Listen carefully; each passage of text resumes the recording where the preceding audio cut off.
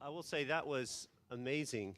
You know, dealing with a bunch of kind of open source zealots that make up people at Red Hat, it's really hard to get people to follow directions. And on one direction, everybody ended up in their seats. That's really impressive.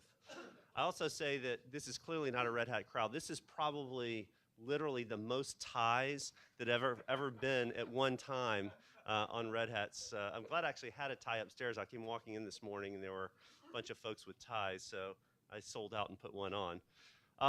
Look, I'm Jim Whitehurst, and I'd like to welcome you here. I very much appreciate you all joining us and investing time with us today. The Technology Strategic Planning Forum is part of the North Carolina New Schools Project Vision 15 strategic planning process. And it's my pleasure to serve as host. I appreciate you all being here.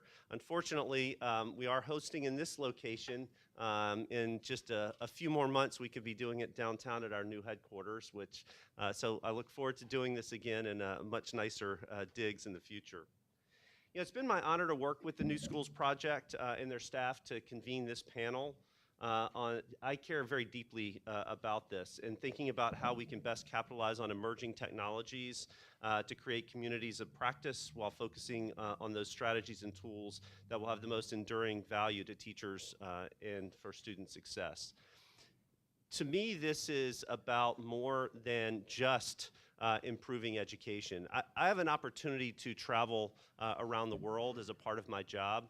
Obviously, Red Hat is a global company. I have been to classes and given speeches and met professors in universities from China to India to Singapore to Brazil. We are entering an information economy. And when I say information economy, it doesn't mean everybody's going to work at SAS or at Red Hat.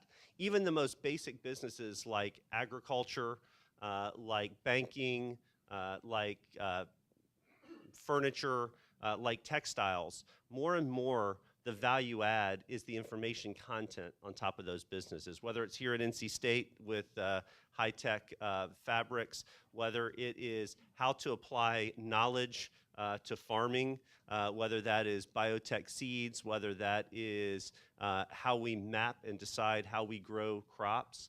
The next generation of workers, in order to differentiate ourselves from those around the world, are going to have to apply knowledge to their businesses. So we certainly look to find people interested in technology companies. Certainly that's a personal passion of mine. But more broadly for our economy, we are competing with people around the world who are working very, very, very hard on their own educations to compete with us in a global workplace. And the sheer math, the top quartile of the students in India outnumber the total students in the United States. The top quartile of students in China outnumber the total students in the United States. When we're competing in a global economy, whether we want to talk about jobs, whether we want to talk about our long-term standard of living, educating our next generation is basically the capital creation of the information economy. Right? The Western industrial powers, as we're often thought of, won because we built the asset bases and the industrial bases that define the last economy. In this next economy, it's the people who build the largest bases of information, meaning talented, skilled workforces going forward. So if we are going to have a standard of living that's higher than the people around the rest of the world, we're only going to be able to do that if we build a workforce with skills that can compete and win in a global marketplace. Now, as I talked about the numbers in India and China, we aren't going to win this with numbers. We need to win this by applying our best possible know-how to educating our people. And clearly one component among many, but one component of that is how can we best apply technology to improve the quality of education in our country. Right?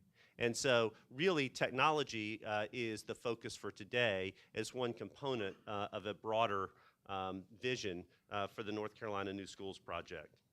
We have a very strong panel of experts and presenters, so I'm very much looking forward to the conversation today. I think it'll be rich and engaging and hopefully transformative.